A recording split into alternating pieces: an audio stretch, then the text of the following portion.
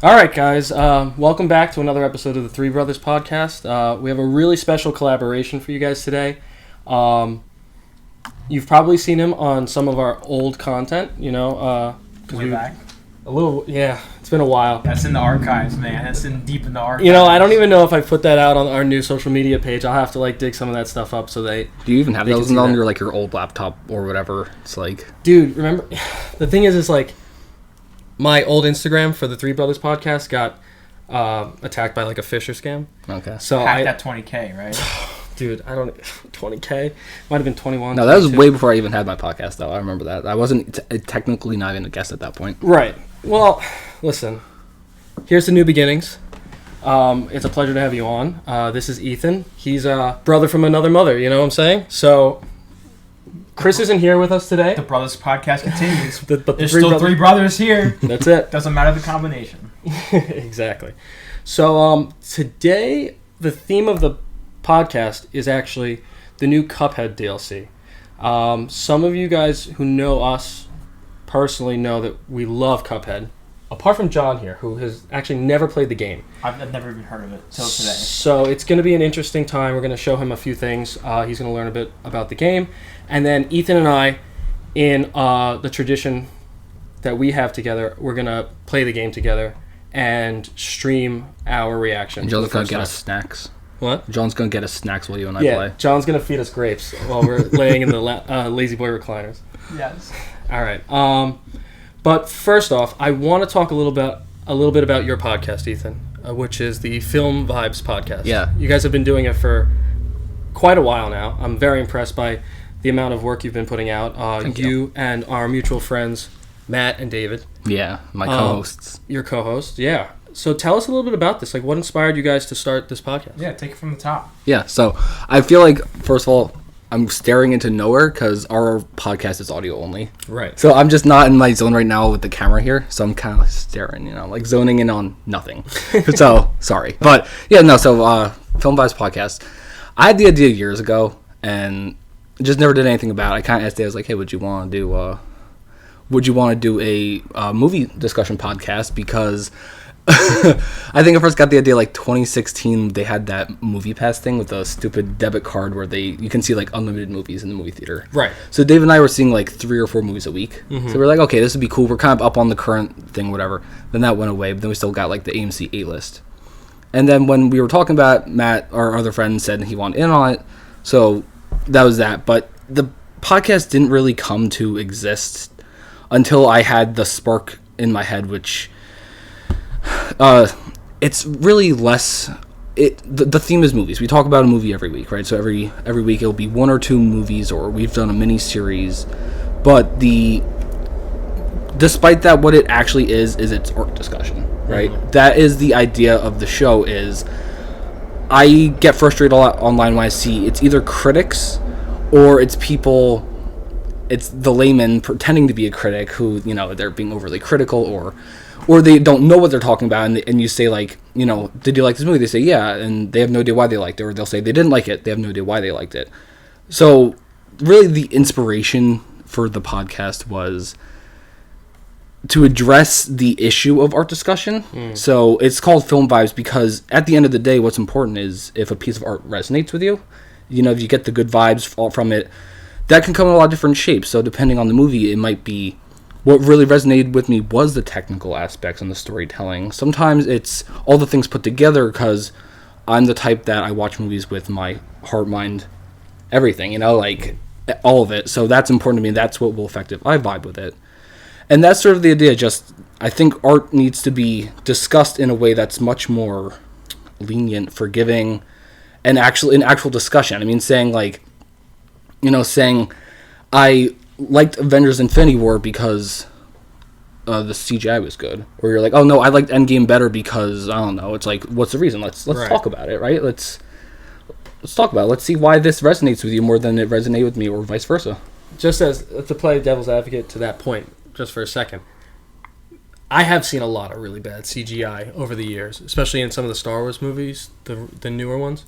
And I think there is a time and a place to admire good CGI. I'm not gonna lie, and the Marvel movies do CGI very well.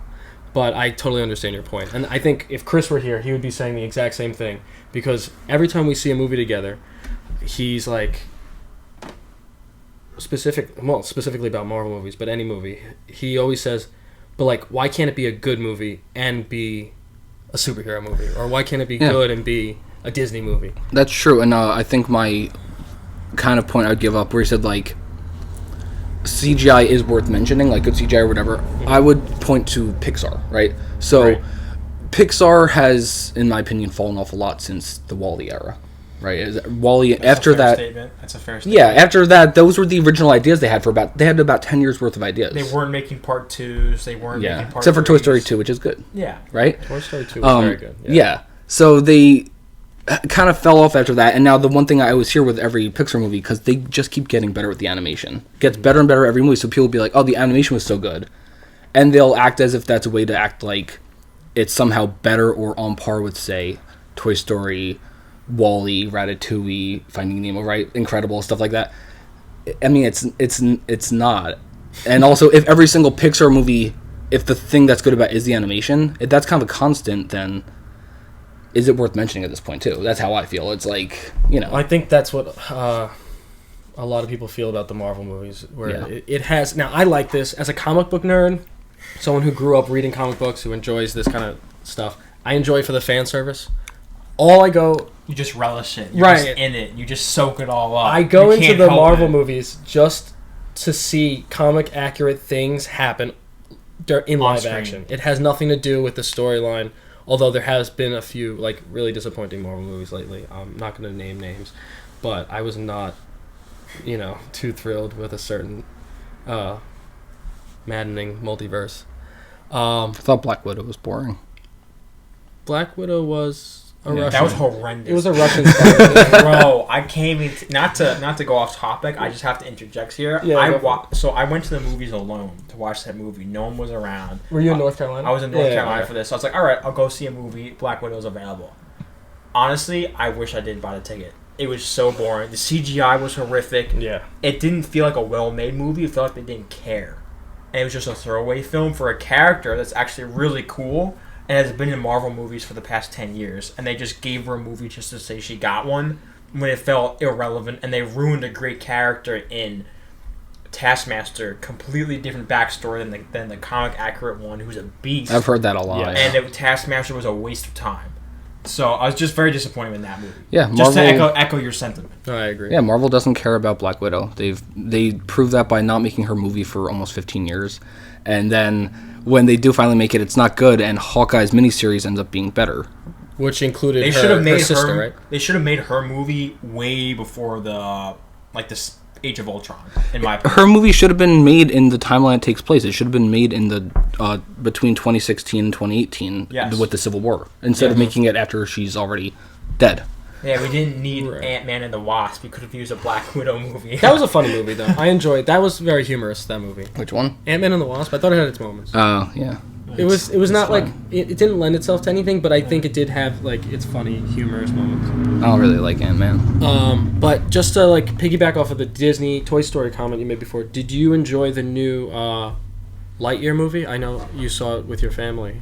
You want to talk about Lightyear? Yeah, let's talk about that. Yeah, haven't even talked about that with my co-host yet. So this is a exclusive. Okay. Lightyear is awful. Is it? I think Lightyear is awful. So I don't like to just boil the conversation down to was Lightyear awful, right? So there's a lot of things that I think it's like a fine animated sci-fi film, right? Sure. It's fine. And I could see people saying reasons they really like it, and I'm not going to like disagree with them and make a big deal about it, but I do have my specific sticking point, which is why I would say I think it's really bad. I don't like what they did with the villain at all. And I'm not going to talk too much with details because it's brand new. Right. No, I agree. But that was bad. Yeah, I haven't seen it yet. So. Yeah. The voice actor they picked for it is extremely generic. He sounds exactly like Lotso from Toy Story 3. And it's also just generic to have this kind of like somewhat southern, like old sounding voice, I'm like, that's just the most generic villain voice you could use. And then they also, without spoiling specifics, they do change the character from what the lore originally was, which I didn't like either. Right. And it just, the presentation's boring. He has a big robot suit, too, instead of being, like, the Emperor.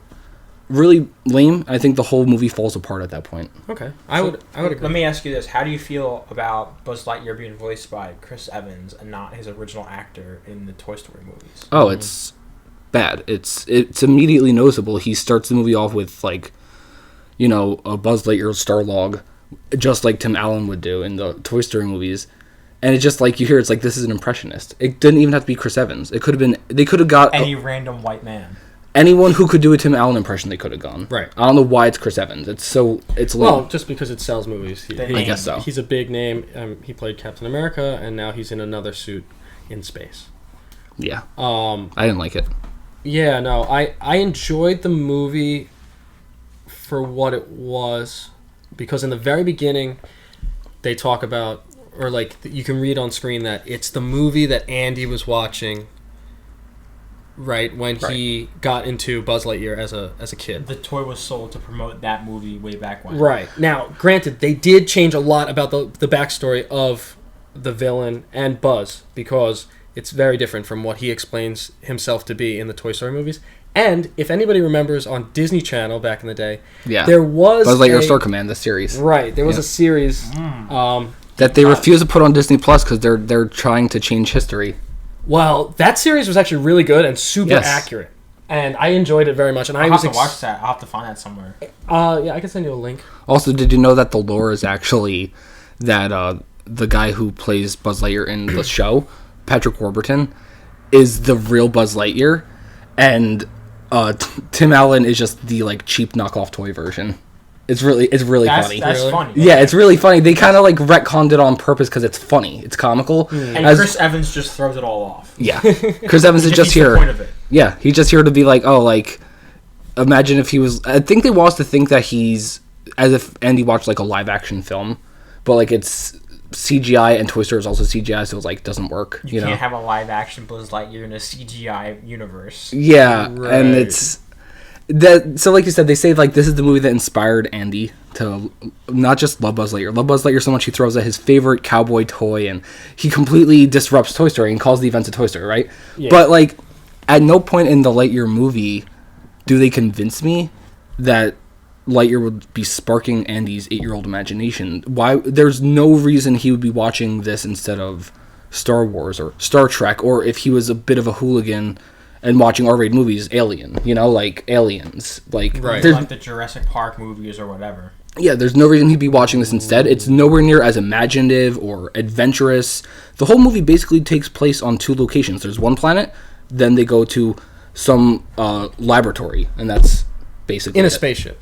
In a spaceship. But which is technically like almost hovering above the same planet they were on 5 seconds ago. Yeah, and in the original Star Wars alone, which would have much more budget restraints with being live action and a lower budget than anything Pixar gets, right? It has Tatooine and the Death Star, just that alone, and then it has the space fight. It's a lot more ambitious than planets, spanning 9 movies. Yeah, it's like. Even if the first Star Wars has the same exact amount of locations, they do a lot more with it. And also, there's no reason for a Pixar film to have $100 million budget just to do this. Well, I don't know. If you looked at the credits, there were a lot of names on there, and half of them were like the food committee who hands out the sandwiches and stuff. That's what I'm saying. It always comes down to people who say, "Oh, the technical aspects of this film for Pixar." It's like, "Oh, the animation's great. Look how top notch it is." But it's like, yeah, but like, where's the artistry? Where's the inspiration? Right. It's not there. I did enjoy the movie. That's fine for like a space cowboy kind of like themed movie. They did a lot of pandering to the left leaning audience members. That's Pixar now, though. Most of their internal people now are kind of like social warriors. Right. That's sort of who they've. And a big thing goes back to what I said about them falling off after WALL-E. After WALL-E, Pixar, it's a success story technically, where a lot of those talents went to other places. A lot of them are now working in Disney studios instead of Pixar, and that's a good thing for them, but it means that Pixar's not even really Pixar anymore. So, I guess, just to circle back to that point, so would you say that Pixar has seen an identity shift since WALL-E and sort of a message that they want to put in their movies, even if the visual quality has gotten better? I think so. I think they're now given blank checks to make blockbusters, essentially. So they're trying to just sell tickets and make money at this point. It's beyond the art and become almost cookie cutter. That's how I feel. I feel absolutely it's get people in seats because people know the Pixar name. That's what it's the Pixar name. It's the reason you get a lot of mediocre Marvel films too. And it's Marvel. They've exchanged like storytelling art for visual effects and visual art, which the quality is better, but the storytelling is getting progressively worse. Ironically, though, what's funny about that is they're now putting story first. Who said that? They are. You can tell because you could watch, like, say, Toy Story, and there's a lot to get out of that, like with the adult mature themes and the idea of growing up and identity crisis, right? Sure. Woody has literally an identity crisis in that movie, and there's so much interesting adult themes like that. He's also got a snake in his boot, but yeah. But those things just work to move along this interesting story about these toys doing these things, going to the Pizza Planet and all that, right? They're just there.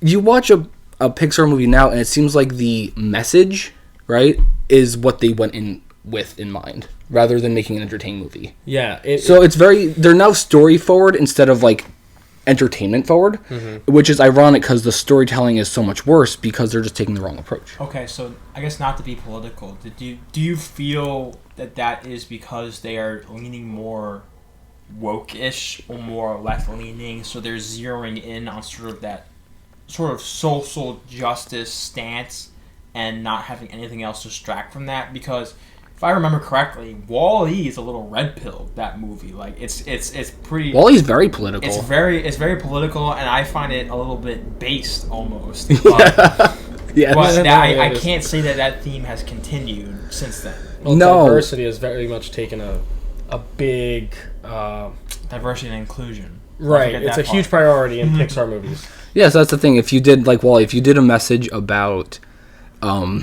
anti-obesity, pollution and anti-obesity and all that, if you did that now, it would seem very much like, okay, you're pandering, right? But they did this in 2007, which obviously that's right before the economic crash when no one cared about it. So that's the thing. Like, obviously there's always been tree huggers and environmentalists and all that, but 2007 internet's still pretty early.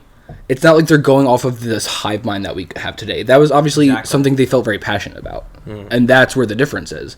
So, yeah, about them being more political and left-leaning, I wouldn't even say it's Pixar's fault. That's just what Hollywood is leaning towards now. It's everywhere. Right. But it's sad that Pixar fell to it because they used to be trailblazers. Now they aren't. A lot of people do what they do better or as good. I guess that's why the recent Pixar films don't feel as special anymore. It's just, even if they have a good visual look, you like the movie, it was worth the money for the ticket, it just feels different. There's just something off. Yeah. It's a studio film rather than a personal art piece, right? Right. Yeah. I think Incredibles 2 is the best example of that. The first Incredibles is an amazing movie. Incredible. Great rewatchability. Yeah, I've heard dozens upon dozens of people say it's their favorite animated film. Literally, I've heard, and it's a fair contender. So many. It's yeah, a fair contender. Absolutely. But like Incredibles 2, it's a cash grab. I mean, it's like, let's focus only on the women, which would be fine, except that in doing that, they kind of bastardize the characters of the men. Right. Mr. Incredible is suddenly like the biggest a-hole of all time for no reason. Is math. Yeah, and also the part where he's literally rooting for his wife to mess up on stage on the news so that he looks better. He was watching her get interviewed, and he's like chanting in his living room, like, "Come on, mess up, do it already, come on." And it's like, it's so bad, but that movie basically describes Pixar. I feel like that kind of defeats the purpose of the whole unity of the first movie among superheroes, which was really cool. It was almost like a union, and they were in it together. Mm-hmm. And then it's sort of just split, fractured, and almost like commercial in the second film. They do with Toy Story 4 too. They're just suddenly like, okay, let's make Bo Peep come back, and I guess you can't be a strong female character without being a ninja. Without being a ninja who changed her clothes. Why can't she still be in her dress? Like, no, the other toys ever changed their aesthetic. It's weird. Right. And then values, and then they just like get rid of Woody for no reason, and and they bet wrong, by the way, because Tom Hanks is out. And then they ended up firing Tim Allen for political reasons, so now they have neither of them. Right. Oh, gosh. They messed up there. They seem to do that a lot. They did that with Star Wars. Star Wars too. Yeah, they killed Han Solo and then Carrie Fisher died. Yeah, they bet wrong. Yep. Yeah. Oh, not just that. And they also got rid of Luke. They killed Han Solo and got rid of Luke, and then Carrie Fisher died in real life. Yeah, it's funny when that happens, but it's also crazy. And it seems to just be a Disney thing. They seem to do that. Yeah. Couple times now. I also think that the rise of like postmodern feminism does put down men as a prerequisite. And I think that kind of like goes along with what you're saying. So these characters the men are becoming weaker, the women are becoming stronger, and it's not making for good storytelling. It's just kind of like pandering to some sort of the societal hive mind. Right, yeah. Whatever they're going for, whoever they want. Yeah, women make up the majority of the consumer base in America. So like women are the ones buying merchandise for the kids, toys, whatever, tickets to the movie theaters, they're taking their families, and they enjoy seeing certain things because they feel empowered. Yeah, when you do things, really what comes down to is studio interference and Hollywood, right? So this applies well beyond movies, video games, TV shows, right? Everything. It's when you do something for the sake of filling a quota, and obviously you'll never be able to know the studio's intention because they never reveal these things. So, you can't just point and say, oh, there's a person of color in this. They did that for diversity. That's often not true, right? Even though a lot of right-wingers will try to say that's always the case. I don't think it's always true. It's often not true, but at least in my opinion. But the thing is, what it really comes down to is if you're doing it for a quota, it is bad. It's about artistry and it's performative. It's not genuine. Inspiration. Mm-hmm. Yeah. Yep. All art needs to be inspired, and that's what vibes with me, honestly. And that's, again, my whole idea for the show is I like to feel inspired watching things. Well, I'm inspired by you, and listening to your podcast is always a joy. Thank you. Yeah, I think everybody should great insight into the discussion that occurs in the podcast. Yeah, and your co-hosts lend so much insight to what they have to talk about. They do. I couldn't do it without them, especially Matt, because I don't own a MacBook, and we use GarageBand to record. Right. And they all have their own set of unique skills that they lend to the podcast. Yeah, except David. He's a freeloader. I'm kidding.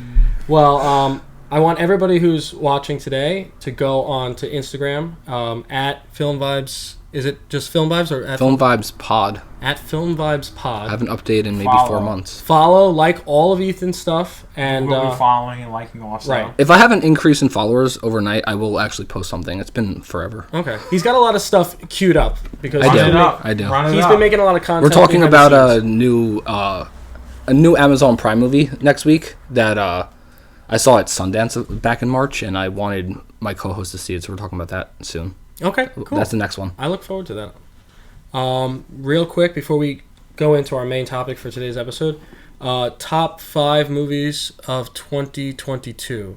In order or just top 5? Just any order, it doesn't matter so far. I know it's only halfway through the year, but... Yeah, let me pull it up. Yeah, take your time, I'm guessing you already have an idea? I don't we could all say ours. I was going to ask him. You guys can go for yours while I pull mine up. All right. I guess since this will be the quickest for me, I've only seen 3 movies this year, and that has been Top Gun. Oh, it's not even on here. Yes, Top Gun. I saw the Multiverse of Madness, Doctor Strange, and I saw. There was another one. Scroll down for a second here. Sure. It was the Batman. And I just want to say I really enjoyed the Batman. Mm-hmm. I loved the really, really lean into the detective style and sort of the almost like the gothic feel that they gave Gotham. Because I know every iteration of Batman has given the city of Gotham a different feel, a different style. Mm-hmm. Yeah. And I enjoyed that the Batman movie was a very classical comic take. Even if some people didn't really like the acting or the villain or some parts of the story, I love the aesthetic of it. And sort of like this underlying sadness and just like undertone that was constant throughout the movie. The world. Because, let's say, in the Christian Bale Batman, there's moments where it's just crazy lit. You're just like, let's go. That's hype. Mm-hmm. There was almost none of that in the Batman. There was just this very like heavy feel to it, which I really enjoyed and was appropriate for a very like sad, introverted, almost incel emo style Batman, which is a little bit of a different take on Bruce Wayne, but I thought it was really unique, and I think Robert Pattinson did a great job. Multiverse of Madness was just an average Marvel movie for me. I didn't love it, didn't hate it, and I probably won't watch it again for the next 3 years. Mm-hmm. But I'm okay with that. And Top Gun is my number one by far. Oh, yes. Okay. Great rewatchability, great soundtrack, awesome acting, great style pieces among characters. I'm really into movie fashion and how it sort of reflects in society, and especially its time period. And I feel like with menswear sort of making a comeback in the large fashion network, that Top Gun reflected that, like basic classic military styles. So enjoyed that, and of course the use of real fighter jets is just freaking cool. And so Ethan and I actually, we do this thing together as far back as, I don't know, 6 years ago we started or something like that, where we know they're making a sequel or a remake, we'll watch the original, especially if neither of us has seen it before, and then we'll go to the movies and see the new one. So we actually watched Top Gun together recently. The first one we thought was a little bit of a snooze fest. I don't like the first one. I think it's a bad movie. Yeah, I didn't... Personally. I think for its time, it's a little groundbreaking when it came out. I guess, but I hear a lot of, like... You know, that's fair, and I mean this in the least rude way possible. I don't care. I think it's boring. A lot of fighter jet pilots commented on that movie and said that the stunts were, like, completely made up, like, things you can't even do in a plane. But... That makes sense. That checks out. The complete opposite is true about the remake. The remake is amazing. It's very Everything about it is great. I think Ethan can agree. A little OD on the fan service, though, with finding that F-16. That was very much of a stretch, and starting it by yourself. But it's a full circle. It's a full circle That's moment. all I'm going to say. It's fun, though. I think, like, I think it's just, like, good, like, entertainment, you know? They're flying airplanes. Tom Cruise is shooting airplanes down. Something I would say Top Gun's in my top 5 for the year. Something I saw recently that completely went over my head the first time was someone was saying that the scene where Ed Harris comes in and they're talking about how drones are going to be replacing real pilots soon, right? And Maverick kind of proves that real pilots win, right? I didn't realize that the subtext there is actually sort of the new CGI way of filmmaking versus the traditional way of filmmaking, and Tom Cruise won by making this movie because it's an amazing movie. It's this sort of subtext I think Tom Cruise probably put in there because he's very big on his stunts. That's a very Christopher Nolan-esque statement to make, like, because he emphasizes practical effects over CGI, and that's the same thing that Tom Cruise was doing with this project. And he does it with every project. He broke his leg on Mission Impossible Fallout, and he was already like 54 at that point. Okay, right. So you have Top Gun in your top 5. What are the other 4? Top Gun is up there. The Batman for sure. Okay. Sure. There was a movie that's not out yet. I saw it at Sundance. It's coming out, I think, August. It's called Resurrection. It's a horror film. I think it's going to be... it was cool seeing a movie at Sundance that I felt like this is going to be the next big horror film. Where is Sundance, by the way? I didn't go. It's in Utah. Okay. They did it digitally. Okay. So I saw like 5 or 6 movies. It's in Utah. I didn't know that. 2 spots left. Let's hear it. Resurrection. Morbius. I'm kidding. Not Morbius. Did you see The Northman? I saw The Northman. Is it on your top 5? I thought it was... It's not on the top 5 for me. I thought it was pretty good. I like the direction. I do really like the new Scream 5. Scream 5 it is. I don't know if it's in my top. I also really liked Jackass Forever. I didn't see that. I don't watch any of the Jackass. But I think for me, easily the best movie of the year is Everything Everywhere All at Once. And I think it will probably go down as the best movie of the year for me at the end of the year, even though we're halfway through. And I think it's going to be major awards season hype. But why? Give me a reason. Because I saw it 2 nights ago, and I did not have that same opinion coming out of the movie. Well, it is subjective. And I will say, if you didn't resonate with it in any sort of emotional or... what's the word I'm looking for? But if you didn't have the reaction to it that I think it's going for, that's really gonna I think it's gonna really hinder someone's ability to enjoy it, because it is more of a matter of feeling over thought. I think this movie. Okay. The plot is crazy, but they hold it together. But it's not like the kind of thing they're gonna sit there and dissect the plot points. It's so. Yeah, I don't know what you might have gotten out of it, but I think it's amazing. I think it's everything I said. It feels inspired. It's really well directed, well shot, well edited. I really like the music in it too. The performances are great. For me, it ticks all the boxes. I mean, and at the end of the day, like I said, it did like make me go like I got an emotional reaction out of it. You know, I think both times I saw it, I was crying in the theater. Oh, you saw it twice? Yeah, both times I was crying in the theater, and I don't know what more I could ask out of a movie than a deep emotional reaction, right? So. All right. Well, I'm glad it resonated with you. All right, that's all fair commentary there. Yeah, that sums us up. A couple of movies just to fill out my list. I know I couldn't think of things before. I really enjoyed Ambulance. Ambulance is great. Great. That movie. looked interesting. It was. You should see it. It was like one of my favorites of the year until I saw Top Gun. I think Top Gun's a better action movie. Right. So I have Top Gun, Ambulance, The Batman, and then I could have sworn. Did you guys see the Elvis movie that came out recently? No. Just came out this week. I saw. I didn't see it. I saw what else came out this week. Black Phone I saw instead so far, but I'm probably gonna see Elvis. Black Phone. Yeah. What's that about? Kid gets kidnapped. Okay. Yeah. Interesting. Awesome. There was one thing. Oh my gosh! I just saw it on this list. Deepwater. It has Ana de Armas and Ben Affleck in it. Yeah, I'll be honest with you, I skipped that one. It was okay. So it's a little psychotic. Is that the one on the Netflix movie? I think it's on Amazon, one of the I think, or streaming Hulu, services. one of those. Yeah. But it's a little psychotic. The characters are a little unhinged, but I think they give really good performances for what it's going for.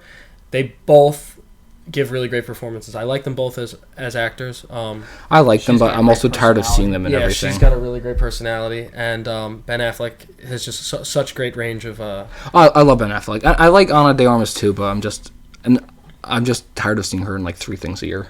That's what it is for me. I'm not. And also, I never will be. Nah, we gotta up those numbers up. Right, we gotta get those numbers up. I also hate the writer for it, so I kind of skipped it. Sam Levinson. He did Malcolm and Marie. If you guys saw it on Netflix, he also is the showrunner for Euphoria. So I just don't like his People stuff. like really. Euphoria. Yeah, I haven't seen Euphoria, but it gives me mainly, too many like 13 Reasons Why vibes, which is why I'll never watch it. The 2 movies I've seen from Sam Levinson though I don't really like, so I was kind of like, I'll skip Deepwater. Well, Euphoria. I mean, it's about these characters are all like high school students, which gives it an even more kind of depressing vibe. Oh yeah, in my personal I've heard it's a great show. Bro, it's all right. Well, I'm glad we got a chance to talk about those things. Love movies. We'll always love movies. We'll never stop going to the movie theater. No matter. Cuphead. But you know what else is good? Video games, baby. Video games. And now, I haven't had a chance to talk about video games on my show because we haven't been able to find one that we thought was worth covering. Okay. So this is fun to talk about in general because I love video games. This holds a special place in my heart for multiple reasons. In 2017, the original Cuphead came out, and Ethan actually introduced it to me. 2017 was it like December 2017 or something? Don't quote me. I don't know. It might have been 2018. I'm not sure. I'm not challenging. I just felt like that was crazy to think about it being 2017. Right. Well, for John, who has never played the game before, we're gonna like take a little trip down memory lane. I strung together a bunch of the old trailers. Now, this game had been in development since like what, 2013. A long time, production. They kept saying it was going to come out, and then year after year they pushed it back. Which just helped to build up hype, though. It was people saw it at E3, and I think the first announcement was 2013, and then they had the big E3 Xbox trailer in 2014, and people lost their minds for it. Right. From the art style and the sound design and the gameplay, it just looked amazing. Myself included, I was 15 at the time, and I was like, this is crazy, right? This just looks insane, and it didn't come out for forever. I think everyone forgot about it. And as well as games that, like, when it finally came out, it's like, oh, it's actually here. So, for those of you watching, you're about to see it on the screen. It is hand-drawn and animated in the old style of like the 1930s Felix the Cat cartoons and things of that nature. Kind of like a Steamboat Willie, Tom and Jerry. Yes, Pink Panther, Steamboat Willie. So we're going to watch a few of the old trailers and just give our thoughts and just enjoy. Let's see it. It's on the screen behind us? Okay, cool. You don't have to look there. You can look at the light. Okay.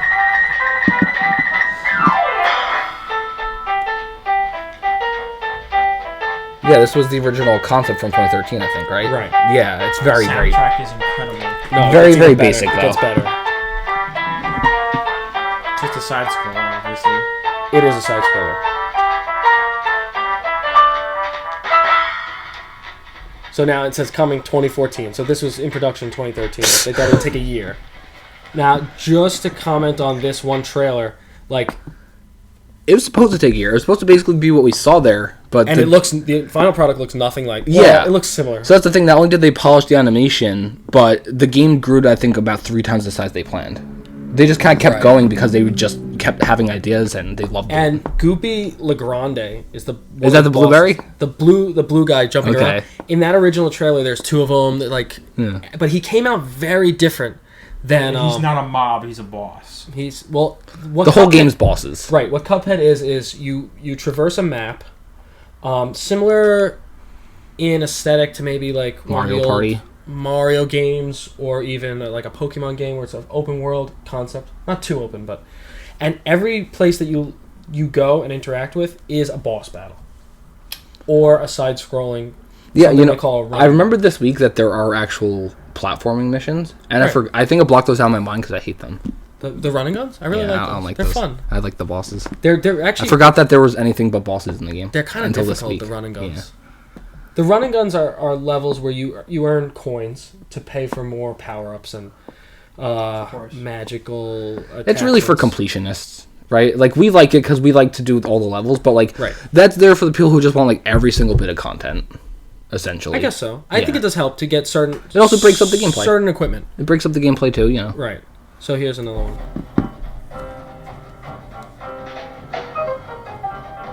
So this animation of the devil did not make it into the final game. Neither did this boss. This is Yeah, called that was cut. The demon bat, and he was completely cut.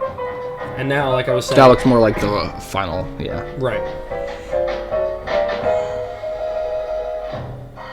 Let's see what the date on this is. Coming 2015, they moved it forward again. Yeah. One year. Yeah, yeah. I love this almost like sinister subtext to the or area around it and the bosses. It's very, it's not simplistic and kiddie. No. In my feel, I feel like it's very real and raw. Yeah. I don't know why I'm getting that vibe from it, but I feel that. Well, it definitely resonates with an older crowd because younger generations wouldn't understand It's not Skylanders. the aesthetic. Yeah, it's not Skylanders. It's not a What are Skyliners? Skylanders? Skylanders. From the They're- Wii, the figurines that you would put on the Wii and it would Oh, scan it you know- Wow. game. You know, my first Nintendo console was the Switch, so Okay. yeah, I know what you're talking about though.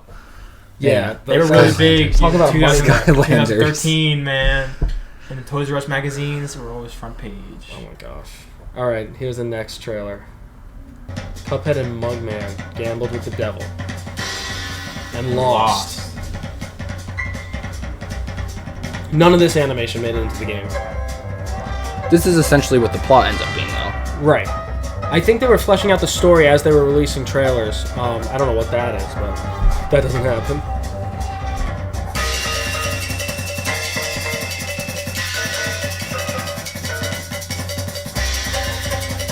So all of these bosses that you're seeing right now do make the final cut. This is much more accurate. This is pretty than what close to what you actually get. Yeah. Right.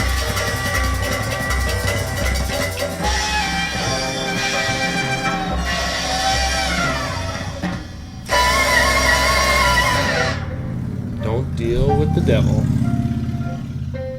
What's the date on that? 1936. 1936. Plus 80 years. Right. So that's 2016. 2016, yeah. So they moved Another it year. again. I moved it another year. Yeah. But watch, they're gonna move it another year.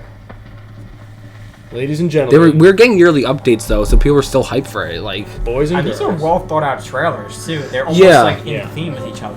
yeah, Like, Well, almost they like are planned it. right, of course, because it matches the aesthetic on how they would have advertised. But it's the like game. it's even like showing the progression of the devil. yeah. That's sort of the thing Right. with the hand-drawn style is they were able to make snippets to show us along the way because you don't actually have to have complete gameplay, just animation. So Yeah. they could show us animation of like what we could possibly expect before having that segment necessarily playable. Did you see that right there? That was the devil as he's presented in the game, which is very different from the other animation that they had. Yeah. And the date on there was September 29th, but it's in reference to 2017. That's when it came out. So to answer your question, it wasn't December. It was September. September 2017. Yeah, so I think it did come out around that time. That makes sense. Is this DLC the first update since then? Yes, it is Well, the yes first and no. gameplay update, but we're about to get into that. It was an Xbox exclusive. Is that what you're going to get into? Yeah. That's exactly what I'm going to get into, actually. So the game was... it only came out on Xbox. And PC.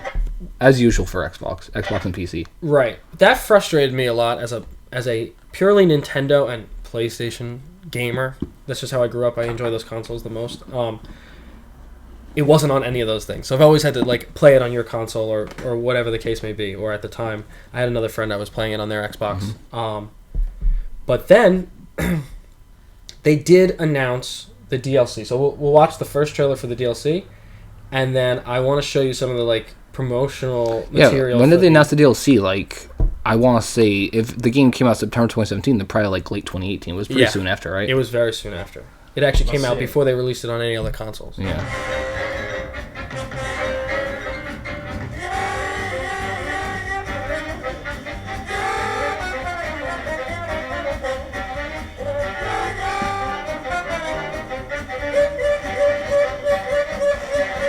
I think they're giving a lot of personality to Cuphead and Mugman, which were a little bland in the game. Yes. The newest playable character. We're about to see what she's like today for the first time.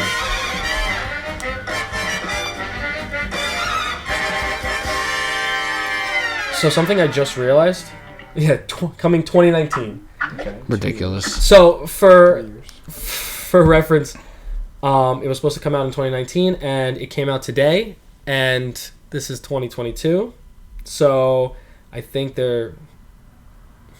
I don't even know. I want to blame COVID, but they have a track record of being delayed all the time with even the original game. But it is because they put so much love and care into every single frame. Right. Or maybe it's just a 4D chess move to create hype for it.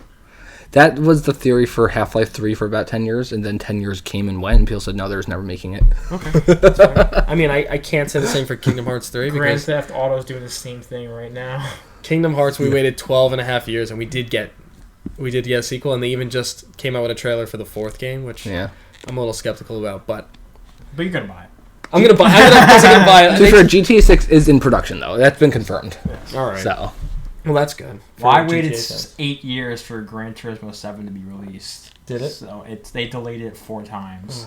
With no trailers involved. They never gave any updates. The studio just kept pushing it back. So right. I feel like this is in theme for big studios right now. So, after the DLC was announced for the first time and got pushed back a bunch of times, I guess, they started releasing trailers in... promotion of Cuphead, the base game, coming out on different consoles. So this is for Apple computers.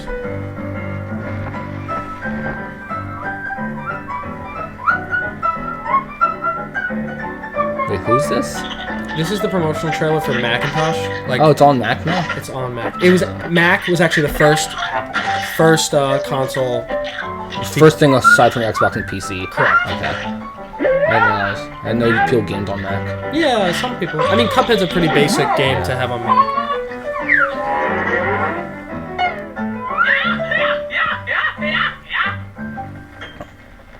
I kind of I liked it. They should have had Steve Jobs voice him. Right. This one's a weird one. This is for the Switch. It's a little longer. So they made a trailer for every console that they put out. Yeah, but this one's bizarre. It gives me We Happy Few vibes. You'll understand why. Good morning. I am Dr. J.M. Lounsbury from the Ministry of Drink and Health Regulation. While many working adults start their day with coffee, we recommend to switch to milk to complete your regimen of nutrifying activity. If you are making the switch, a very great annoyance which occurs often with milk occurs during the pouring of it. If you tackle a particularly vicious pour without taking the proper care, you're bound to splash all over. Your whole day is ruined. To demonstrate proper pouring technique, I shall apply my face protector. Now you know why. Splendid. Now, the optimal way to pour milk is to raise the pouring container and angle it at no more than 45 degrees positively as you approach your drinking vessel. I will now begin to pour. What does this have to do with Cuphead? Nothing. And then they just pop out of the glass. Out of the But it's probably supposed to be a surprise, is what it is, right? At the time of announcing it. As if you don't know what you're watching, and then you. Probably, like, was it announced at like a Nintendo event or something? Oh, I have no idea. That might be what that was. That would make sense. Right.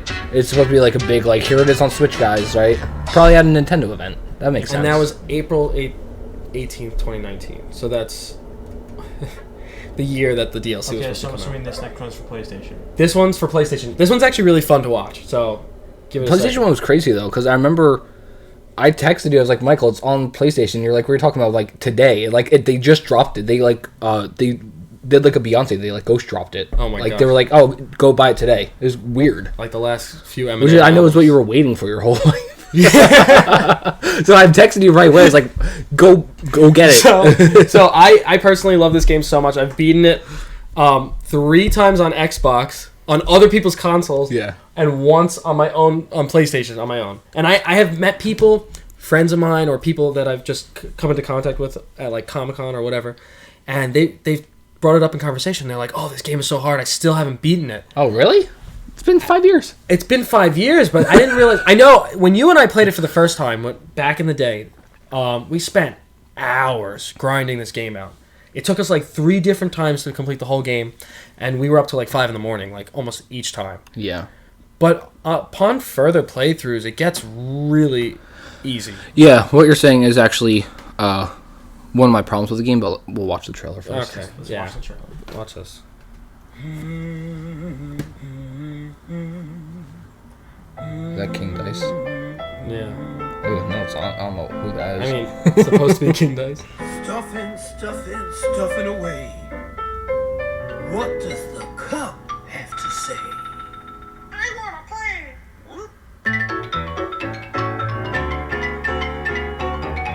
Yeah, they like to mess around with different filmmaking styles with their trailers. Gather very cool. around, hear what I have to say. Happy news I bring to you today. Oh yes, it's here on the PlayStation, dear. Don't you wanna have a hoot? I do. So come with me, we'll work assiduously. Now hear this. It's outright. Nah. Yeah, it's a crazy. That's a good reveal. It's like, oh, go get it right now, guys. Well, yeah. Right? And King Dice is looking really creepy. almost claymation. How fast did you drive home that day? I'm kidding. Yeah, I'm at work. I'm just like, gotta get home and play Cuphead.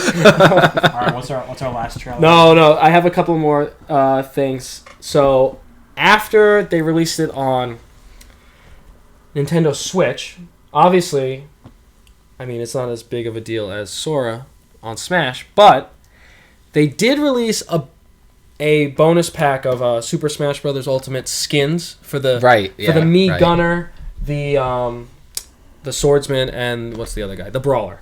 Yeah. And so they all had different characters like Mega Man and Samus, and they could those specific characters could dress up like fan favorite characters from other games instead of putting them as original characters in the game. So Cuphead made the cut as one of these costume skins. So let's take a look at this trailer real quick. It's super short.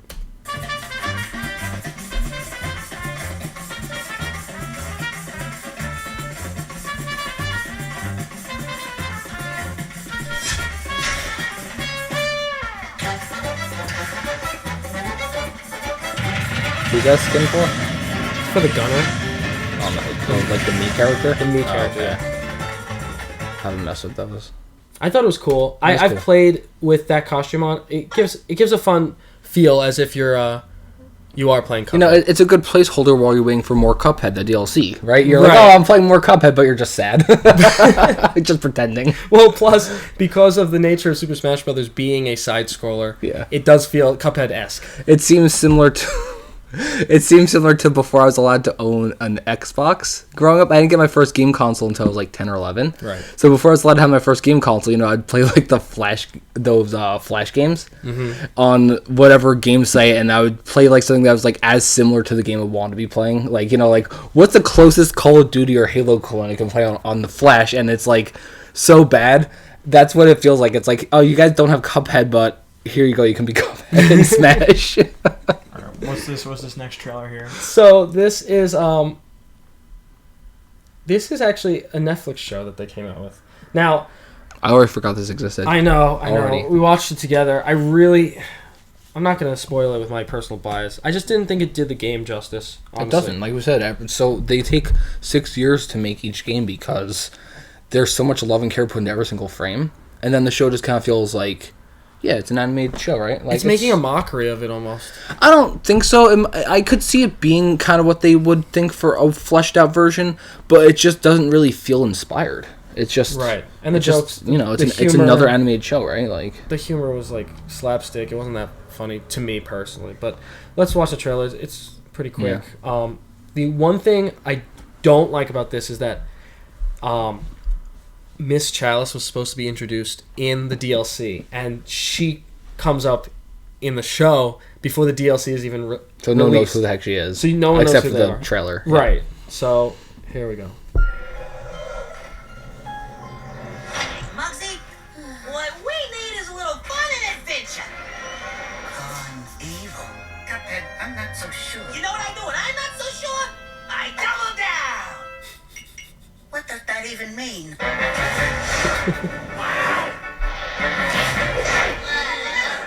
Let me introduce you to some friends of mine.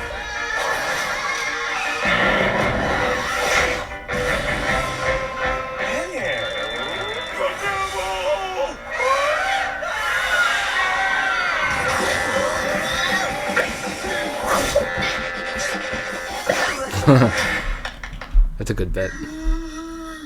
That's a great callback to the game. Stop it when they run. Roll the dice. It's time for a double down.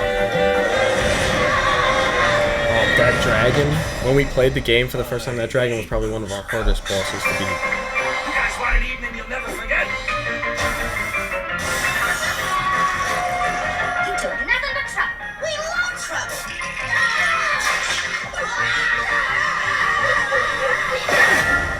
We do? Well, if you're looking for fun, yes, we're looking for fun.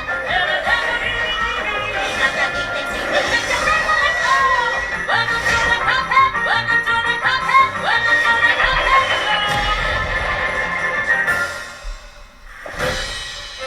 Oh, get that cup. Huh? Oh, shut up.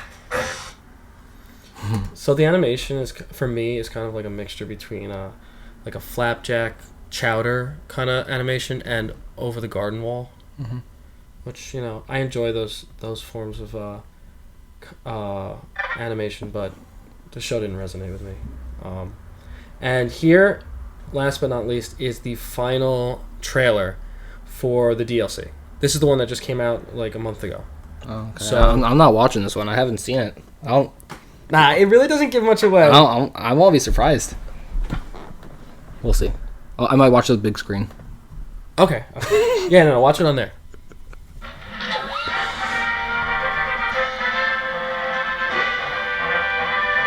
Also, something I just realized is I love that's called DLC Island. it's called DLC Island, but it's also called the Delicious Last Course, which is just DLC. Genius. Mind blown. That's the kind of stuff I come to Cuphead for. right, right. What challenges await in this enchanted land? What better way to explore the island than with a leisurely climb into the mountains? This is very reminiscent of like Davy and Goliath, which is like an old like claymation. I know what that is. You know what that is? know Oh, what that is. we got you on one of them. One of the references. Santa? We're gonna fight Santa? Jack Frost. That goes way. Right? They do that song in the beginning. Yes, With the horns. that's actually a it's actually a hymn, an old Lutheran hymn. Yes. Very good. Under the watchful eye of Um, Yeehaw! What's this? I heard online that quite a few of the new bosses from the DLC are reimagined versions of bosses that didn't make the cut in the original game. That makes sense. So are they selling these to buy? I have no I idea. would love to have one. Like a little puppet of Cuphead. Yeah. Oh, speaking of, here, grab on that shelf real quick. Yeah. Look at this, guys. Right here. I'll show them when the video's over. June 30th. Something that actually came out on time. Not really. I mean, they only announced June 30th like a month ago. They announced June 30th a month ago, but this DLC was supposed to come out on Yeah. 19th. It's on time. It's easier to be on time if you announce things closer to release. They finally figured that out. Well, I have my little vinyl figures that Ethan got me for, what was it, Christmas? Or your birthday, one My of those. birthday. Yeah. I really appreciate that. It's like a fun little decoration for the house. I mean, we're about to get into the gameplay and Yeah, start let's do it. streaming. Ethan and I are like going to play 2-player on Yeah. the PS4.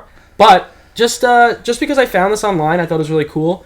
There have been some fans of Cuphead animating like their own bosses, and a few of them are based on like other video games. So this is like a short clip That's cool. I put together of different people. Like you'll see, we'll talk about it as we're watching. Like reimagining other video game bosses as Cuphead. Correct. That's cool. Yeah.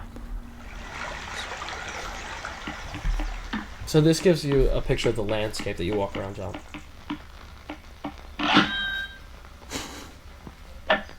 Fandom frenzy.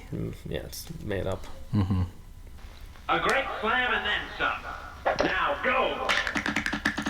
So this is in reference to Five Nights at Freddy's. I was gonna say I don't get the reference, but I see it now. Yeah. I'm trying to see it. I haven't actually played that game, but I hear it's like a creepy... Yeah. Game. I've seen gameplay of the first like 3 or 4. It's like a little bit like Outlast, right? Not really. No? Okay. You basically spend most of the game in the control room. Now the next one is Hello Neighbor. which I actually Yeah. really like. Well, yeah. See. Yeah. What's his name? Like Pete or something? I don't remember. He has a name? Yeah. Or it was just the creepy neighbor? No, he has a name. Hello Neighbor 2 is actually coming out soon. I think they Yeah. announced it recently.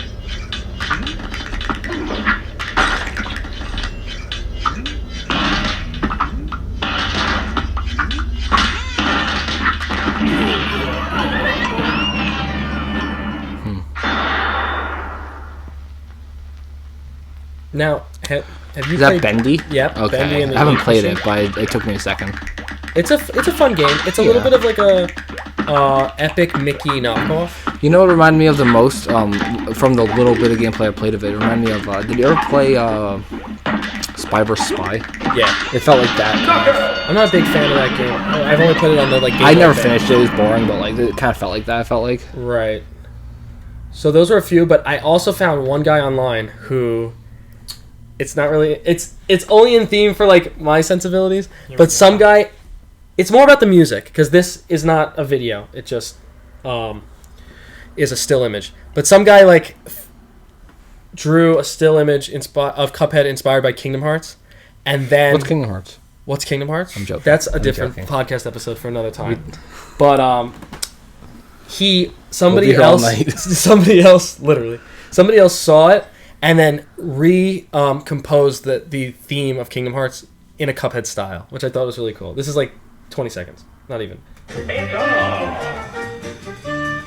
Who's the bald guy? So the big bald guy, his name's Xehanort. He's the main antagonist of the video game. Okay. And then you have the little Shadow Heartless, which are smaller creatures, and then Mickey Is that Mouse. King Mickey? Yes, it is. Oh, King Mickey. King Mickey and the Keyblade. So I think it's really cool. Very cool. I just love the music. It's just oh gosh, gets me every time. But yeah, that was just it. Awesome. So yeah, let's Let's jump Yeah. into the game. jump into the gameplay. All right. So we'll see you guys next time for another This was fun. episode of the Three Brothers podcast. Thank you, Ethan, for coming on. Thank you. you, This Ethan. is a lot of Yeah, fun. and Thank you. Chris Chris was missed this episode, but he'll be back hopefully sooner than later. Who's Chris? I'm joking. Our other brother, you know. I'm joking. And he's in the assortment of brothers Right. that we pull from. He's one of the many brothers in our I know. arsenal of brothers, you Yeah. being one of them. All right, guys. We're going to just transition into the gameplay, but hope you enjoyed.